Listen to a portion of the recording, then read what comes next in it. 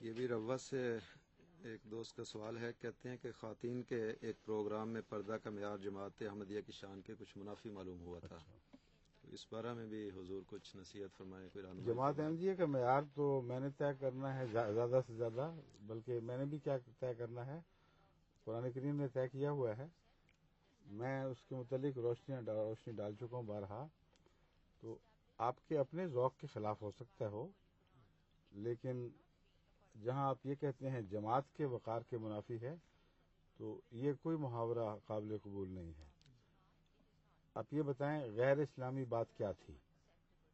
کیا اس پردے میں بے حیائی کا عنصر شامل تھا؟ کیا اس سے یہ معلوم ہوتا تھا کہ دعوت نظارہ دی جا رہی ہے؟ یا یہ اثر پڑتا تھا کہ شریف سوجی ہوئی عورتیں ہیں اور کہیں نقاب ڈھیلا بھی ہو جاتا ہے، اور ضروری بھی نہیں کہ وہی نقاب ہو جو پاکستان میں رائج ہے، جب تک یہ ثابت نہ ہو کہ یہی نقاب حضرت رسول اکرم صلی اللہ علیہ وسلم کے زمانے میں بھی پہنا جاتا تھا۔ تو اپنے تعصبات کو اسلام کا نام دینا بالکل جائز نہیں ہے۔ دوسرے، ایک چھوٹے سے ملک میں رہ کر ساری دنیا کو اس معیار پہ ناپنا، یہ ویسے ہی خلاف عقل بات ہے۔ ایک پردہ جس کو واضح طور پر اسلام نے معین نہ کیا ہو، اگر آپ اس کو ساری دنیا پر ٹھونسنے کی کوشش کریں گے تو اسلام سے دشمنی کریں گے۔ بنیادی روح جو پردے کی ہے اس کو پیش نظر رکھیں۔ اگر باہر کی قومیں جن کو پردے کا کوئی تصور ہی نہیں ہے، بلکہ بے حیائی عام ہوتی چلی جا رہی ہے، وہ ایک قدم بھی جب بے حیائی سے رک کر حیا کی طرف اٹھاتی ہیں وہ عورتیں، تو وہ اسلام کی طرف میں داخل ہو رہی ہیں۔ ان داخل ہونے والیوں کا یہ استقبال کہ تمہارا پردہ ٹھیک نہیں، تم یوں کر رہی ہو وہ کر رہی ہو، آپ تو اسلام کا کچھ بھی باقی نہیں رہنے دیں گے۔ اور یہی چیزیں جب اپنے ملک میں آپ دیکھتے ہیں تو آپ کو کوئی تکلیف نہیں ہوتی، اپنے دیہات میں جا کے آپ کو تکلیف نہیں ہوتی۔ عورتیں جو کھیت میں گھونگھٹ لے کر یا گھونگھٹ نہ لے کر بھی چادر لے کے بھی جاتی ہیں، آپ نے کبھی تکلیف نہیں محسوس کی، آپ کو کبھی خیال نہیں آیا کہ اسلامی پردہ کے خلاف ہے۔ پاکستان میں مختلف شہروں میں جو پردے کا معیار ہے، جو کرتے ہیں ان کو بھی آپ جانتے ہیں، اور اس پہ اعتراض نہیں۔ دراصل آپ کی مراد ہے دکھاوے سے، یعنی میں یہ نہیں کہہ رہا کہ آپ کی نیت ضروری یقیناً دکھاوے کی تھی۔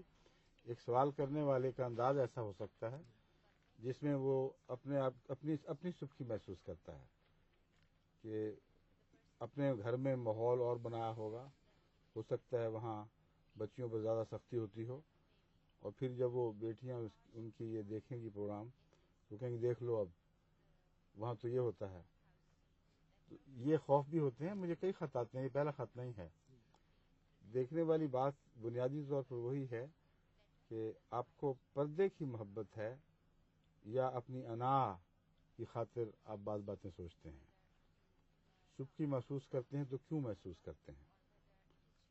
مجھے ایک دفعہ پنڈی سے بھی ابھی خط آیا تھا، ایک خاتون کا، بڑی مخلص اور بہت خدمت کرنے والی اعلیٰ خاندان کی ہیں، لیکن بڑی سختی سے تنقید کی ہوئی تھی اس پردے پر جو یہاں بچیوں کا پردہ تھا، اور اس میں یہ تھا کہ آپ نے تو ہمیں تو شرمندہ ہو گئے، ہم اپنی غیر احمدی دوستوں کو کیا منہ دکھائیں گے، یہ کیا پردہ ہے۔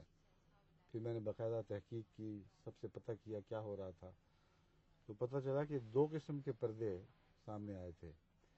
ایک تو وہ پروگرام تھا جس میں خواتین نے خوب کس کس کے نقاب یہاں سے باندھے ہوئے اور آنکھوں کے اوپر اینکیں چڑھائی ہوئیں، اور بہت شدت کے ساتھ وہ پردہ تھا، اور اس کے اندر ہی یہ باتیں بھی ہو رہی تھیں کہ جب ہم پہلے آئی تھیں تو یہاں کے لوگ ہمیں ڈارلنگ کہا کرتے تھے وغیرہ وغیرہ، وہ لطیفے کے طور پر باتیں بیان ہو رہی تھیں۔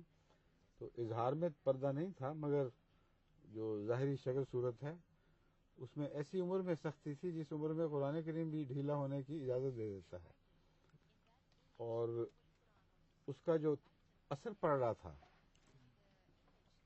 وہ دیکھنے والی بات ہے۔ امر واقعہ یہ ہے کہ مداہنت کی خاطر ہم اپنے اصول نہیں بدل سکتے، لیکن وہ اصول جو قرآن نے پیش کیے ہیں، جو سنت سے ثابت ہیں، وہ تبدیل نہیں ہوں گے۔ لیکن ہمارے اپنے قومی تعصبات یا قومی انداز اسلامی اصول کے نام پر اگر دنیا میں پیش کیے جائیں گے تو وہ قبول نہیں ہوں گے بلکہ رد کیے جائیں گے. بس باہر کی سب دنیا کے لیے اہمیت ہے، اسلام سارے جہان کے لیے ہے.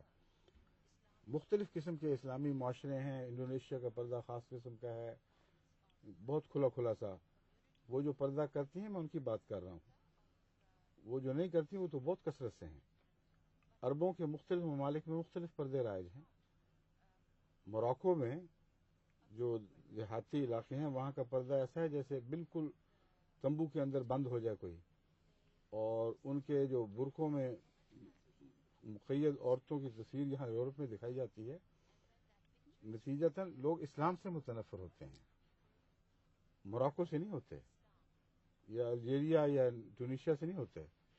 وہ کہتے ہیں یہ ہے دیکھ لو، اسلام چاہتا ہے کہ عورت اس طرح گھورے میں بند ہو جائے اور خیمے بند کر ساری دنیا میں پھرے. وہ جو توجہ ہٹانے کے لیے ایک ذریعہ اختیار کیا گیا تھا، وہ توجہ غیر معمولی طور پر کھینچنے کا ذریعہ بن گیا ہے. یہ تو اللہ تعالیٰ نے فرمایا ہے کہ اپنی زینت ظاہر نہ کرو. یہ تو نہیں فرمایا کہ بدزیب اور بدصورت بن کے پھرو. یہ دو چیزوں میں زمین آسمان کا فرق ہے. بس پردے کی روح کو چھوڑ کر ایسی باتوں میں پڑ جانا، در حقیقت اگر آپ اپنے دل کو ٹٹول کے دیکھیں گے تو آپ کو اندر اپنی کوئی انا کچلی ہوئی دکھائی دے گی، اپنے کچھ تصور زخمی دکھائی دیں گے.